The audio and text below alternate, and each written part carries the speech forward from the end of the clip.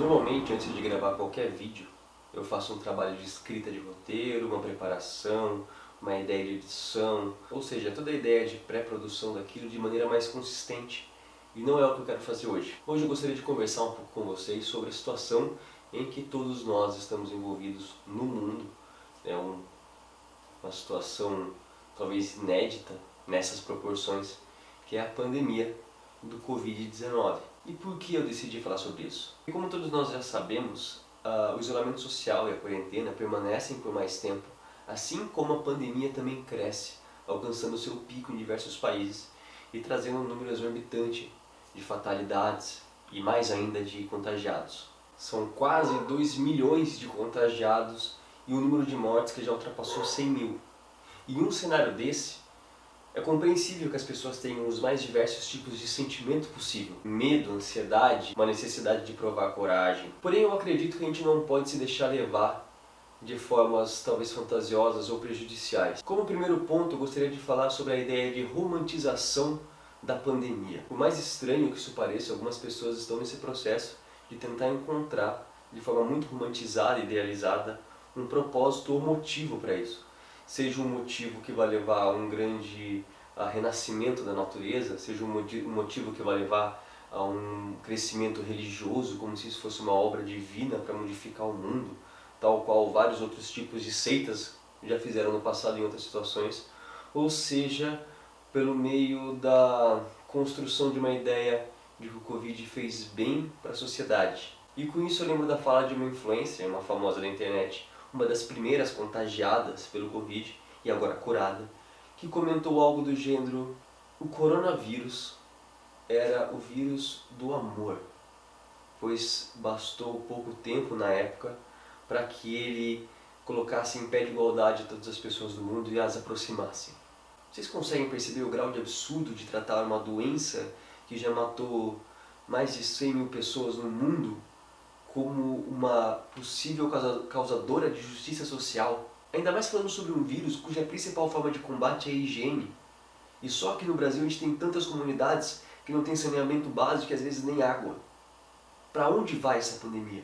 Quem vai ser realmente vitimizado no momento de grande de surto, de maneira mais abrangente, no caso de surto total? Quem são as pessoas que precisam de um auxílio social, precisam continuar exercendo o seu trabalho, pois senão você não teria nada em casa para comer?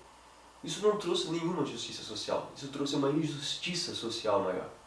Uma possibilidade de contágio muito maior com as pessoas socialmente mais desprivilegiadas. Em contrapartida, você tem aquelas pessoas que acreditam que todos têm que ser imunizados e que morrerem 8 mil, 9 mil, 10 mil pessoas ou 100 mil pessoas no mundo, como nós estamos vendo agora, é algo comum e que deve ser enfrentado simplesmente.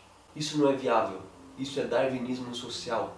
Não há nada de normal em acreditar que as pessoas mais fortes e adaptadas à situação, não só fisicamente, mas economicamente, podem sair fortificadas de uma situação dessa, sem pensar nas diversas vidas que vão morrer de pessoas com problemas crônicos de saúde ou, como acabamos de dizer, os economicamente e socialmente desprivilegiados. Isso é quase como gritar aos 7 ventos que a filosofia humanista e egoísta de Quincas Borba é verdade. Aos vencidos, ódio ou compaixão; aos vencedores, as batatas.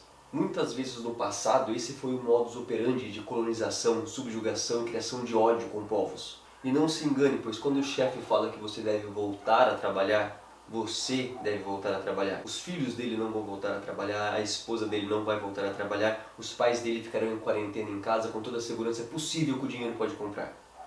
É real que há um problema econômico vindo, mas um problema econômico, como todos sabemos, pode ser resolvido. Uma vida perdida, não. Então, para lidar com esse problema, eu te pergunto: em prol da economia, qual pessoa da sua família você poderia sacrificar? Você consegue pensar nisso? Pensar em um nome? Pensar em uma pessoa específica? Por fim, eu acredito que toda a situação do Covid pode trazer um benefício de experiência. Ela por si só não é benéfica, ela não é salvadora, ela não cria desenvolvimento fisiológico, nada disso. Mas ela pode trazer em seu problema, como todas as situações do mundo, aprendizados. Aprendizados de melhor preparação contra situações de pandemia, aprendizados de maior higiene, uma reconsideração pela ciência, que levava tanta porrada nos últimos dias aqui no nosso país, a reafirmação do estudo, da necessidade de pesquisa e, por fim, a compreensão de que esse vírus e de que a pandemia do Covid nada mais fez do que colocar à nossa frente uma nova perspectiva, como se alguém trocasse a lente do nosso mundo. Estar apreensivo de perder pessoas de maior idade na sua família, pessoas com problemas crônicos, querer estar por perto, não é uma ação que se desenvolveria apenas no momento de crise. É uma ação que nós deveríamos levar para o resto das nossas vidas, pois essas são as pessoas que de fato podem ter algum tipo de complicação independente de uma pandemia ou não. Toda essa situação só pegou um bloco grande de nossa vida e o encurtou, colocando em perspectiva um possível futuro e ressignificando as prioridades.